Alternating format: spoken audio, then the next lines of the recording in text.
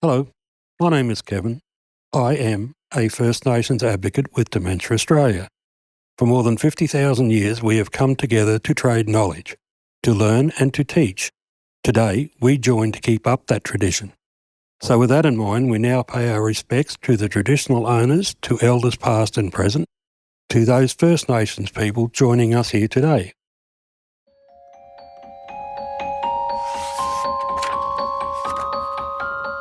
Once upon a time, there was a little girl named Billy. She had the best nan in the whole wide world. What you're hearing right now is an excerpt from a children's book. It's called Through Billy's Eyes. They loved going on adventures together, exploring the park, playing hide and seek, and swimming at the beach. But one day, Billy noticed that her nan had started to act a little strangely. She sometimes forgot where she put her glasses or what day it was. Sometimes Billy's nan told the same story over and over again, and Billy didn't understand why. "Are you okay, Nan?" Billy asked one day, feeling a little confused. Nan smiled gently and replied, "Oh, my sweet Billy, sometimes my brain gets a little mixed up. It's called dementia, and it makes it hard for me to remember things."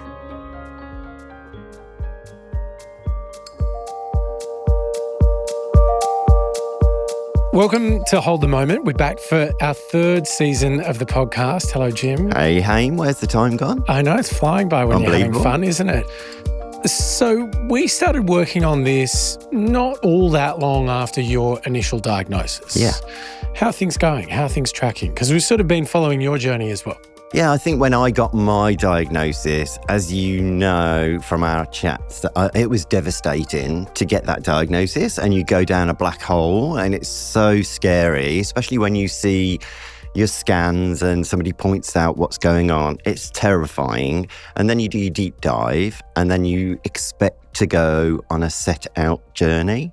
So I think the anxiety of the whole thing is as much to deal with as the actual diagnosis, the actual illness, I should say. So I found myself pretty much plateaued and not terribly different from when I was diagnosed. I have noticed a few things that I've talked about on this podcast, like my sleep's been awful. Even last night prior to this was a terrible night's sleep. I don't know if that's the anxiety of knowing I need a good night's sleep to come and see you, but I didn't, and I had an awful sleep last night. But that's just one of the things, and it's my brain is going 100 miles an hour in dreams, and then I almost wake up panicked and feeling exhausted, and this can be 3 o'clock in the morning. Like last night, I took a sleeping tablet at 3:30 because I just needed to go to sleep before coming into here. So lots of things like that. I also have had recently a couple of things. I fell down some stairs, and then I fell down some stairs in a shop, and then Ty was worrying, is my spatial awareness changing a little? So things like that. But on the whole, I am trying to, stay well.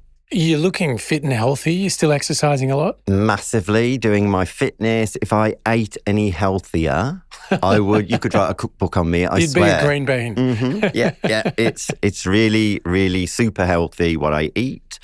So yeah, I'm doing everything I possibly can. And I'm interested though about the great things that are happening in your life, because since we started doing this, you've ended up as the focus of an episode of Australian Story. I think maybe there's a book in the works. Yes. There's really interesting, exciting things going on for you. Also traveling around the world, spending time with your family. And in a sense, we're going to explore in this season a few of these dimensions about how you retain who you are once you've received a diagnosis of dementia. So before we start exploring all of those stories, tell me about the kind of surprising, interesting, amazing stuff. There's so much amazing stuff going on. I mean, honestly, I can't keep up with myself. I could do with chopping myself into several little pieces because I feel as though I don't know which one to do first. But all of these things, what came from a devastating situation, so many good things have come. So I'm very lucky to have had great experiences, met interesting people. and to be doing so many diverse things that I never expected. Because when I gave up my work, which I loved, I sort of thought that was it. And I was going to wait around to just be gaga and finish. But I've been so busy doing so many things. So, yeah, I'm trying to just stay who I am and be me. And I'm adjusting at different times where I find things a bit of an overload, or I find that something's too much for me. I recognise those flags now, and I know how to handle those situations and take myself out of them and just quieten down. So I think it's learning to adjust to the progression and just take it easy. So season 1 was all about meeting people living with dementia, different forms of it, how they're responding to it, dealing with it. Season 2, we focused on carers. And season 3, this season, in a way, we're doing all of the curly, juicy, complicated bits of the story, which I guess you've talked to me a bit about offline. So this is kind of like the unsealed season to some degree, isn't it? We're going to get into behind the door, sex and intimacy. We're going to talk about moving into residential care, something that you've kind of wanted to avoid even talking about. Even things like palliative care, end of life. A really big, messy mix of some of the stuff that comes at you. Very diverse. Yeah.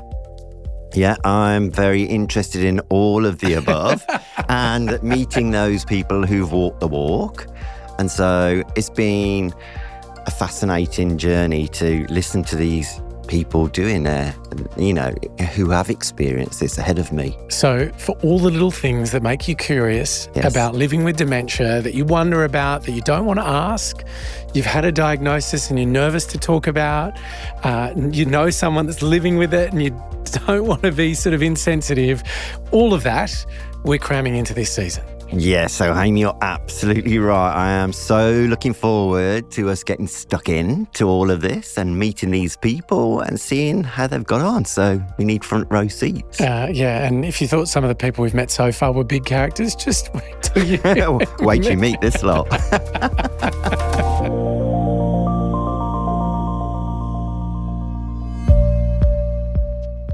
I think the main thing is you accept people where they're at the time. To assume that somebody who's living with a dementia diagnosis doesn't have dementia or is not basically meeting the norms is about you not getting to know them. It's your problem, not theirs. This is Gwenda Darling. During this conversation, you're going to hear her referring to atypical dementia. She was actually diagnosed with something called behavioural variant frontotemporal dementia back in 2012. Gwenda is a passionate advocate and she's a member of the Aged Care Council of Elders. She's also passionate about herself. She's got a great sense of humour, but she's always seeking to better understand herself. And recently, she's also been trying to understand why her dementia might be manifesting in particular ways. And, we are going to get into the slightly wacky stuff. Tell us, Gwenda, how old were you when you first received your diagnosis and how old are you now?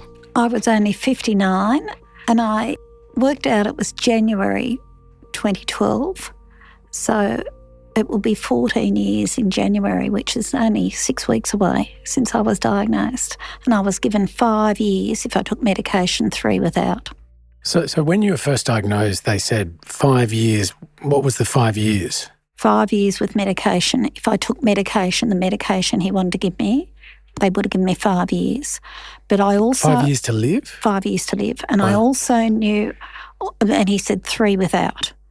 But I only knew about Alzheimer's at the time.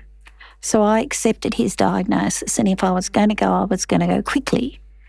And I went home and I went to bed to literally die. Stopped eating, stopped drinking, wouldn't shower, wouldn't, And then things progressed and it was eventually somebody told me about Dementia Australia, community engagement officer, got me through some of the darkest days of my life. And I have to say, last year, 2024, was the best year of my life. Really? And so I have had some of the best years of my life since my diagnosis. So was there a particular moment or something that happened that made you reassess or recalculate what it meant to be living with dementia? Yeah. Dementia Australia asked me to go on the ABC show. You Can't Ask That. I did it with Kevin Morris, somebody from Wodonga, and Kevin and I sat there, and it was like such light bulb moments from the questions they asked. And it was so good sitting with Kevin, who basically has the opposite of everything I do. My sense of smell is off the scale. Kevin's lost his. And it was just so enlightening. And I thought, there's more to this than I've been thinking about. So if you can think about what's changed for you, I do want to talk about what keeps you reminded that you're you. But what have you noticed that has changed that you don't love so much? Oh, I've stopped caring. I don't give a shit. I can really even make it sound like I care. But quite honestly, I just don't care about anything. And then I've only recently realised in the last few months that somebody asked me, what brings you joy? And I thought about it and I said a particular grandson. And then somebody else said to me, do you ever laugh out loud? And I realised I don't. The last time I can recollect laughing out loud was about 18 months ago with a particular person, but it's only that person I laugh with. And I don't laugh out loud. And so therefore the emotions, not only are there no emotions of sadness, there's no emotions of real happiness and fun and laughter. I have fun. My life's fun all the time. I live my life to the fullest. But I realised that other side of the spectrum, while not feeling any empathy, not caring, not feeling real sadness, I'm not feeling real joy either.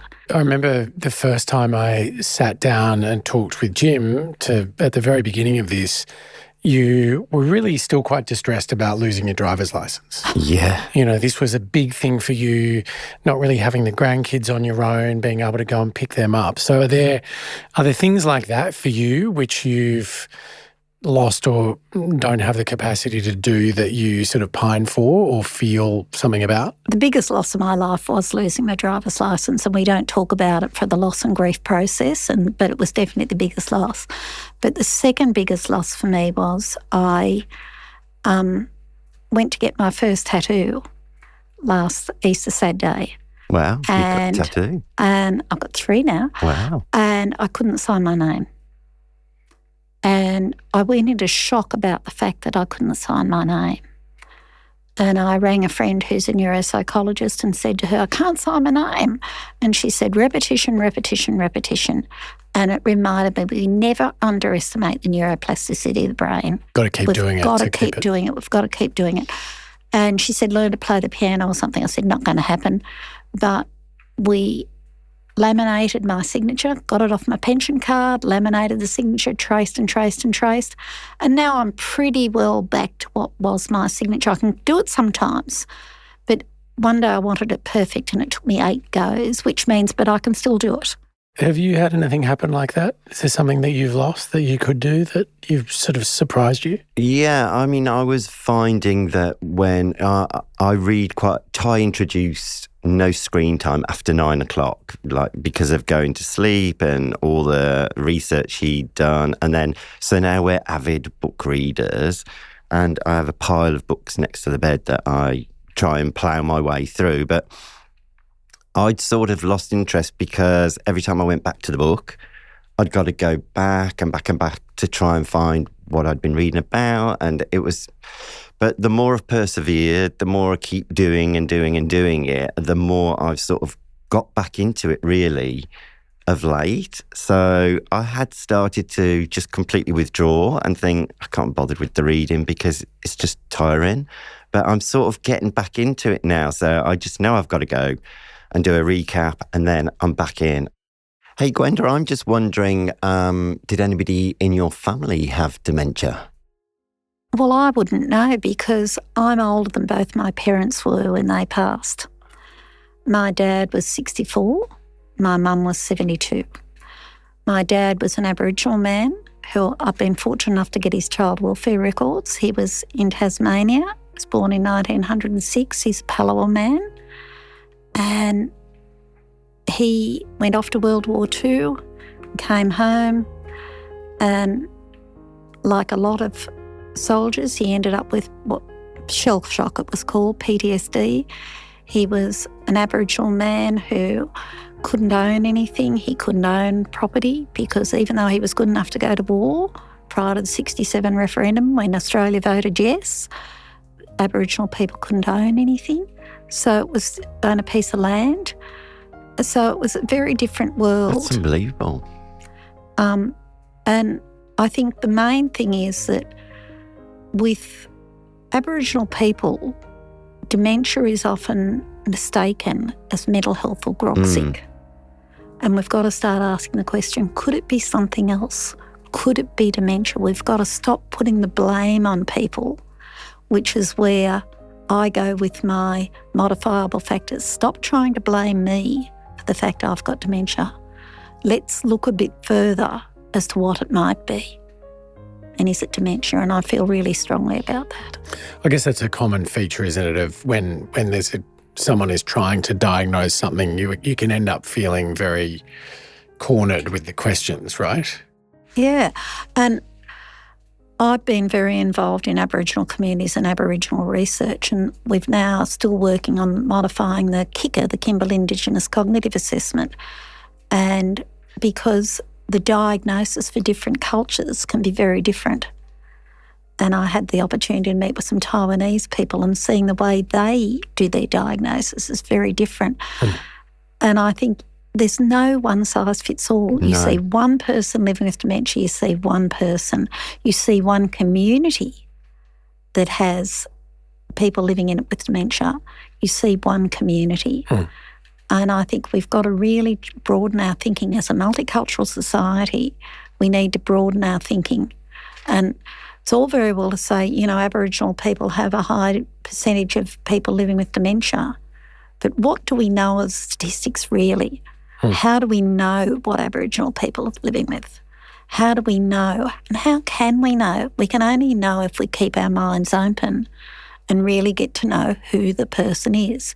If you take one thing away, it's about finding who the people are, and particularly if you're a carer, really know who your loved one was, because often we hid it from our children. Gwenda, I guess everything about you is not what the common perception of someone living with dementia is. And I suppose there'll be people listening to this, either themselves with a diagnosis or a family member that's been diagnosed, that really might have very different expectations of a dementia journey or pathway or whatever you want to call it to what you're describing. What would you say to those people? It's really hard, but then I've never fitted the normal box, the normal cycle on the washing machine. I've never been normal. But on this adventure, people judge all the way through. It's part of the stigma of society, I think. And I don't know what a normal person living with dementia is like. But sometimes I wish... Well, you're supposed to have gone gaga, staring out the window. I have, That's haven't right. I? But I think if I could sort of do one thing, it's say, try and think what it's really like for me. Try and think what it's really like when I can't find something and I'm pulling everything out of the wardrobe in the middle of the night, or I'm getting up and down 7 or 8 times going to the kitchen. One of my sons said to me, if there's one thing when you talk to your dementia counsellor, can you ask them why you get up and down so many times after you've gone to bed? And I go to the kitchen, and one day I got up the next morning and somebody had smeared carrot cake all on the kitchen bench. And my son said, don't you remember getting up? You were doing it last night, wiping the bench with the carrot cake. The bags of groceries mysteriously appear on the kitchen bench, and I haven't put them there. And my vet said to me, see if any of your neighbours have got a camera. And I said, oh, I've got a camera. And I had a look. And it was and you. yes, it was me who definitely brought them in. But it's in the black hole, I don't know. But if I've learnt one thing, I've learnt the more you try to dig into that black hole, the further it goes. I don't look like I've got dementia, but I'm not going to let it beat me either. I've just made the momentous decision to move into a residential aged care community. And I was one person who was never going to residential care. And if I could say to anybody, don't exclude it, shop around, find where it's the best place for you, which I did. I've shopped around and I've only moved a fortnight ago. Different lifestyle, different thing altogether, but I've done it on my terms. Don't wait till your family decide for you. I was determined I wasn't going to have my boys tell me where I was going. And you've got to be realistic about it. We're probably all going to end up in residential care, whether we like it or not. What triggered that for you? What made you get to that point where you said, I'm going to take control and get myself sorted into residential care? I fell. I didn't have a fall like old people do. I fell and I fractured 3 ribs and tore the flailing. I was in absolute agony at home and I realised my family didn't have capacity to care for me. They may have had the desire, they may have thought they could, but I realised they didn't. And that was the trigger. That was 4 years ago in November. And I started looking. I started looking at places in a different light. Would I live here? And once I found when, that became the benchmark that I looked for others. They had to be better than that one or equal to.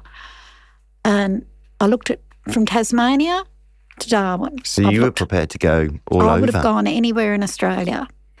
And that takes some courage. I had to say, what sort of community do I want? Because I need to train the staff for what I want. Yeah. I need them to know who I am. Don't expect me to get out of bed in the morning. You're not an off-the-shelf customer, really. You're quite unique. Am I? I reckon they might have guessed that with the hair, but anyway, Gwenda. So listen, the language that is used when it comes to people living with dementia is pretty important to you, as I understand it. So if someone sees you standing outside on the grass, no shoes on, looking around, now they might describe you as, oh, she's got dementia, she's gone wandering. What would you say to them? How would you describe that? Well, I guess it all depends if I had clothes on. I've got no shoes on, but it all depends if I've got the clothes on as well. Does it sometimes happen without clothes? It sometimes happens. I asked the post lady. She opened the door one day and there I was. And she said, do you want to go and put a dressing gown on? I said, why? And I just took the parcel from her. It was an issue for them that I was waving my boobs around. You know, they're like tennis balls in a sock hanging, but it wasn't an issue for me. And I think the same if I'm standing there, because in my mind, whatever I'm doing with purpose.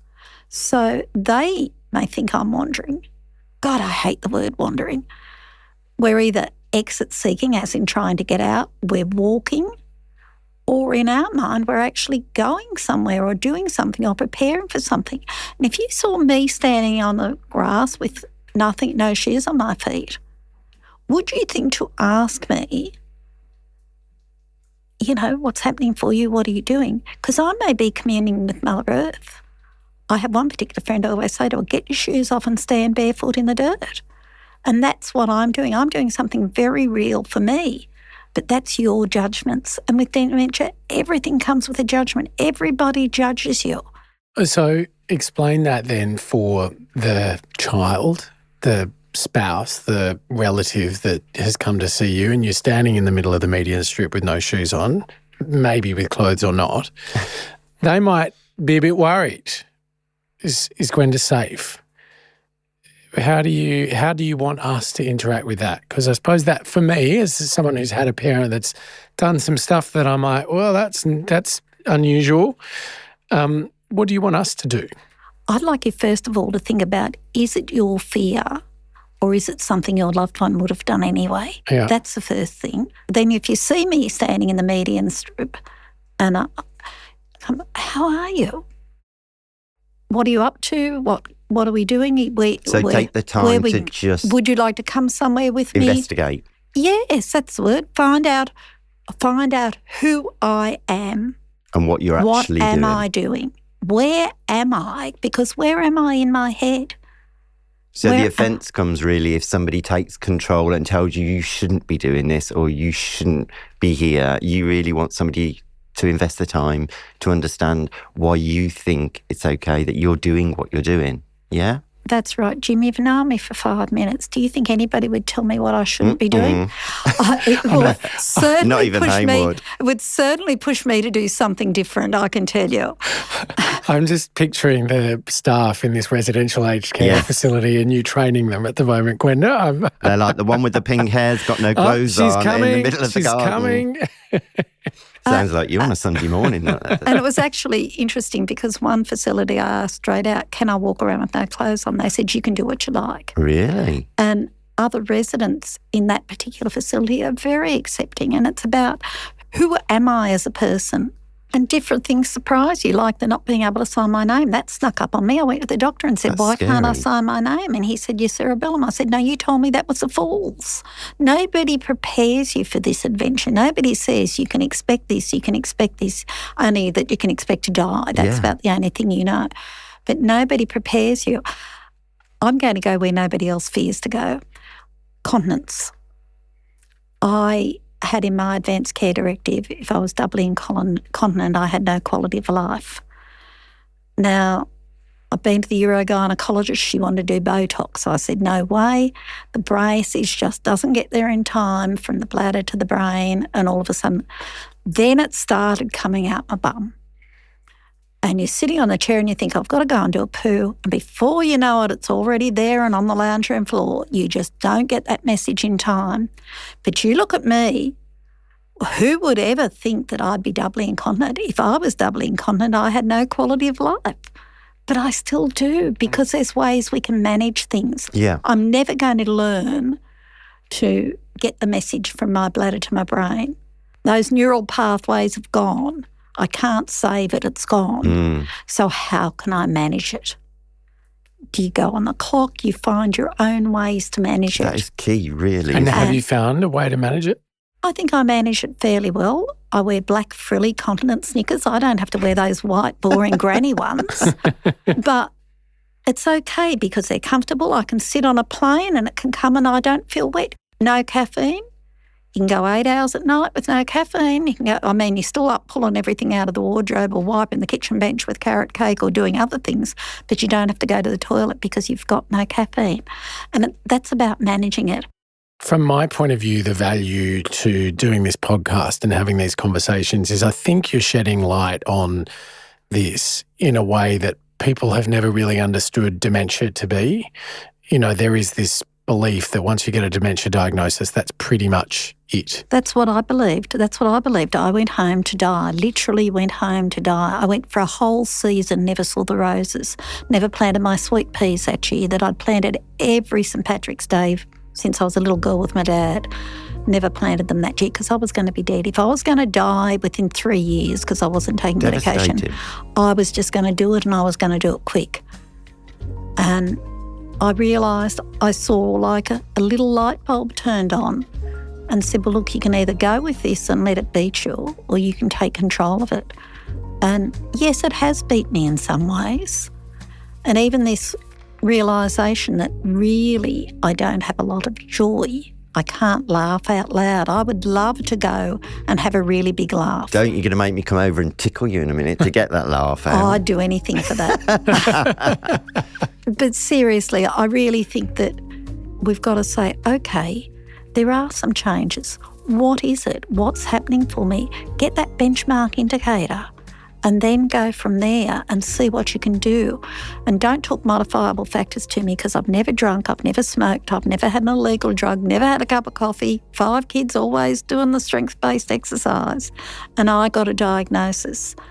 And I've thought about it. Why did I? I don't know, but by crikey, if I've got it, I'm going to make it work. I'm going to use it to make life better for somebody else. And I think you've done that in bagloads. And so you've been amazing for us. Absolutely inspirational, and it's a pleasure to meet you. Gwenda, thank you. Thanks, Hamish. That's Gwenda, an advocate living with dementia and a member of the Aged Care Council of Elders. She's a proud Palawa woman and a descendant from the Tasmanian Tebrookuna tribe. Our thanks also goes to Courtney Deaton, the author and narrator of Through Billy's Eyes.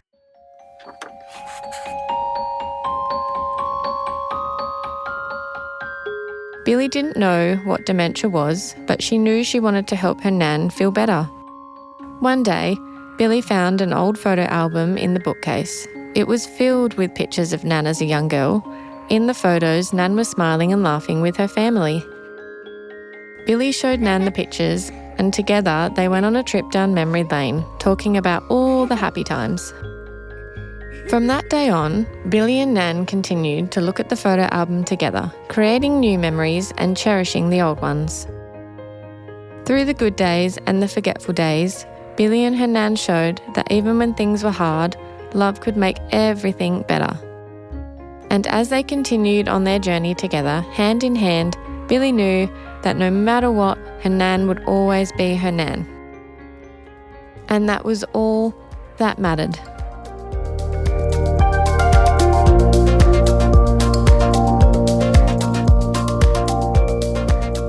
Hold the Moment is a podcast from Dementia Australia, produced by Deadset Studios. You can find more episodes and resources on Dementia Australia's website, dementia.org.au. And make sure you're following Hold the Moment so you don't miss an episode. This show is hosted by me, Jim Rogers. And by me, Hamish Macdonald. The executive producers are Kelly Reardon and Sarah Dabro. The producer is Liam Reardon. Production manager is Anne Chesterman. Sound design by Slade Gibson. And a special thanks to the whole team at Dementia Australia and to everyone who shared their stories on this podcast.